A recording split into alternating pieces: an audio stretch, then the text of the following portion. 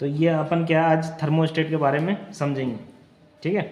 ये डायग्राम अपने क्या है, पूरे थर्मोस्टेट है, ठीक है। थर्मोस्टेट सबसे पहले करता क्या है, काम क्या है इसका।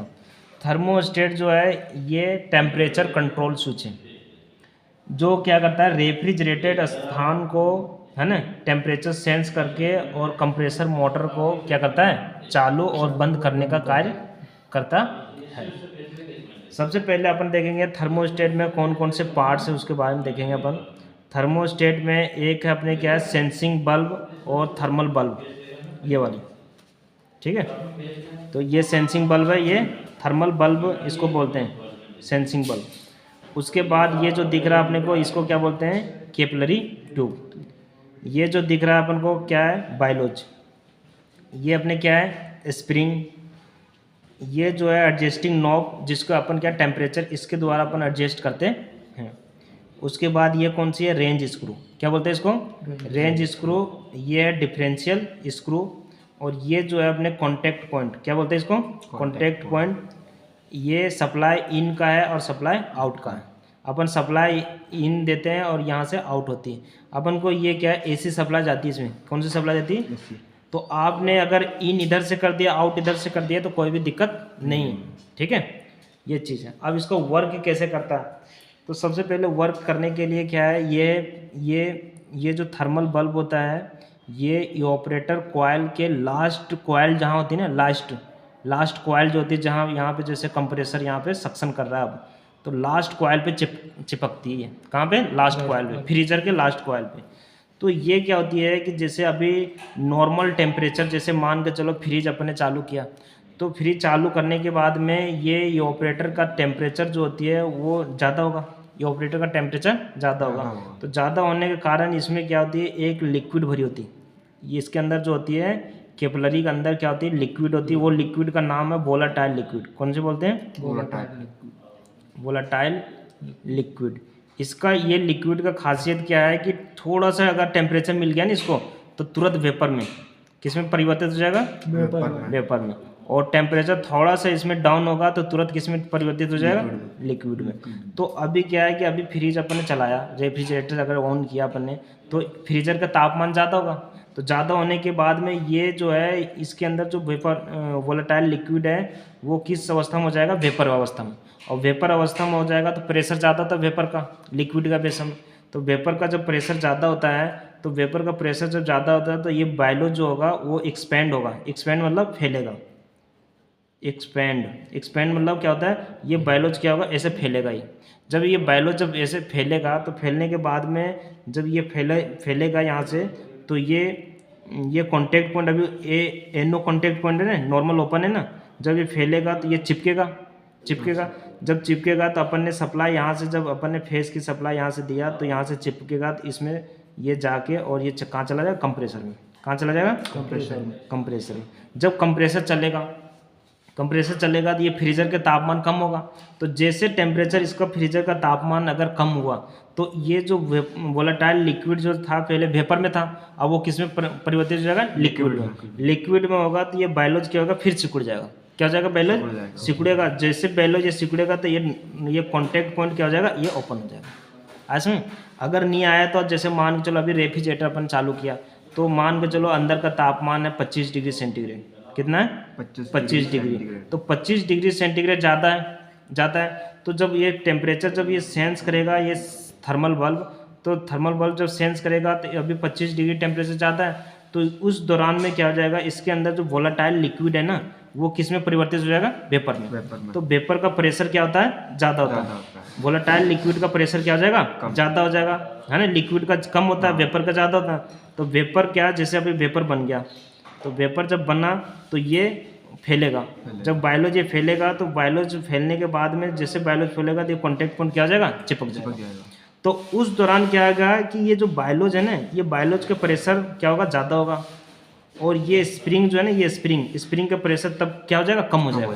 जैसे क्योंकि ये फैलेगा तो स्प्रिंग चिपकेगा, इधर चिपकेगा ना। तो जैसे स्प्रिंग ये चिपकेगा तो बाइलोज ये फैलेगा, तो ये कॉन्टैक्ट पॉइंट आपस में चिपक जाएगा।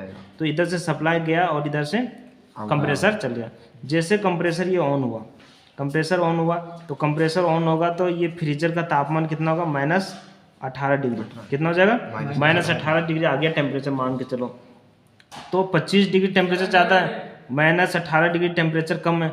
तो ये 18 डिग्री जो टेम्परेचर कम होगा तो इसके अंदर जो ये वोलाटाइल लिक्विड जो वेपर अवस्था में था इस टेम्परेचर पे, तो इस टेम्परेचर पे लिक्विड में होगा, तो लिक्विड में होगा तो लिक्विड का प्रेशर क्या है, कम है। तो ये बायोलॉज का प्रेशर फिर क्या होगा, कम होगा ना, और स्प्रिंग का प्रेशर क्या हो जाएगा, ज़्यादा हो जाएगा। तो बायोलॉज के प्रेशर जब कम होगा तो क्या होगा, चिपकेगा, सिकुड़ेगा, और स्प्रिंग क्या होगा, फैलेगा तो कॉन्टैक्ट पॉइंट क्या हो जाएगा, ओपन हो जाएगा। क्या हो जाएगा, ओपन होगा। तो इस दौरान से ये काम करता है। दूसरी बात कि इसका यूज कहाँ होती है, तो इसका यूज देखो कहाँ होती है। यूज एक तो रेफ्रिजरेटर में होता है, सिंगल डोर, डबल डोर। उसके बाद में वाटर कूलर रेफ्रिजरेटर में होता है ना। उसके बाद डीप फ्रीजर में होता है।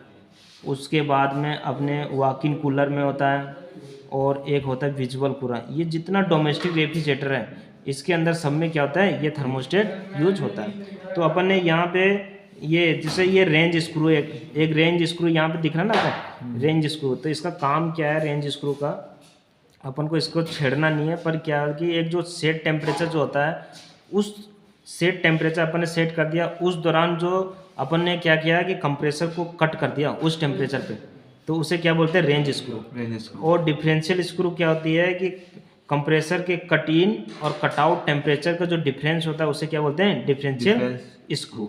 ठीक है, अपन ये चीज़ थोड़ा सा पढ़ लेते हैं, ये क्या लिखा हो इसमें। ये जैसे अपने थर्मोस्टेट एक टेम्परेचर कंट्रोल स्विच है ना, जो रेफ्रिजरेटर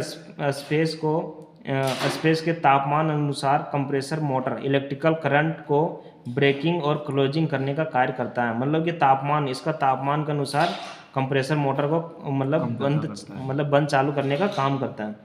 और कंप्रेसर की रनिंग टाइम है ना, फ्रीजर के तापमान घटने बढ़ने के अनुसार होता रहता है। इलेक्ट्रिकल कॉन्टैक्ट पॉइंट जो होता है कंप्रेसर के साथ में सीरीज में जुड़ा होता है। जो इसका जो होती है इलेक्ट्रिकल पॉइंट कंप्रेसर के सीरीज में जुड़ा होता है। ये लिखा हुआ है इंग्लिश में, the thermal bulb sensor bulb connect to बायोलॉज capillary tube fill the volatile liquid. मतलब ये जो थर्मल बल्ब होता है बायोलॉज और कैपिलरी ट्यूब के साथ में कनेक्टेड होता है, और इसके अंदर फिल क्या होता है, volatile liquid. The bulb clamped of last coil, कौन सी coil, last coil, the evaporator के लास्ट कॉइल पे क्लैम्प होता है ना। Contact point are connected series with the compressor temperature, the temperature of evaporator rise. मतलब टेम्परेचर जब evaporator का बढ़ेगा, temperature bulb clamp increase pressure volatile liquid है ना बेलोज टू एक्सपेंड। मतलब इसका तापमान जब बढ़ेगा तो इसमें वोलेटाइल लिक्विड का प्रेशर ज़्यादा होगा, ज़्यादा होने के कारण में ये बायोलॉज क्या होगा, एक्सपेंड होगा। ठीक है, ये एक्सपेंड हो गया। This integrate contact point which complete electrical circuit and start compressor. जैसे ये फैलेगा तो कंप्रेसर क्या हो जाएगा, स्टार्ट हो जाएगा, है ना। Temperature of the evaporator decrease bulb temperature decrease pressure volatile liquid bylaws contract. मतलब कि इसका इवोपरेटर का तापमान घटेगा तो बायोलॉज क्या हो जाएगा, कॉन्ट्रैक्ट मतलब सिकुड़ जाएगा। ठीक है, तो open electrical circuit and stop compressor. Electrical circuit क्या हो जाएगा, बंद हो जाएगा, जिससे कंप्रेसर बंद हो जाएगा। This automatic working refrigerated space which desired temperature achieve. मतलब ये ऑटोमेटिक होता रहता है, ऑटोमेटिक होता रहेगा इसका ये ऑपरेटर का डिजायर टेम्परेचर पर, जो जिस सेट टेम्परेचर है उस पर ये ऑटोमेटिक बंद चालू होता रहेगा अपने अनुसार। ठीक है, अब मान चलो इसको चेक कैसे करेंगे, ख़राब है कि सही है। तो अपन को क्या है, नॉर्मल, जैसे अभी नॉर्मल टेम्परेचर है तो उस नॉर्मल टेम्परेचर पे क्या होगा, ये लिक्विड का प्रेशर ज़्यादा होगा तो ये बायोलॉज फैलेगा। जब बायोलॉज ये फैलेगा, कॉन्टैक्ट पॉइंट आपस में अभी तो चिपका रहेगा ना, तो अगर कंटिन्यूटी अगर यहाँ पे लगाएंगे और यहाँ पे लगाएंगे तो अभी के नॉर्मल कंडीशन कंटिन्यूटी आएगा। अगर कंटिन्यूटी दोनों में आ रहा है तो इसका मतलब ये क्या है, सही माना जाएगा। ठीक है।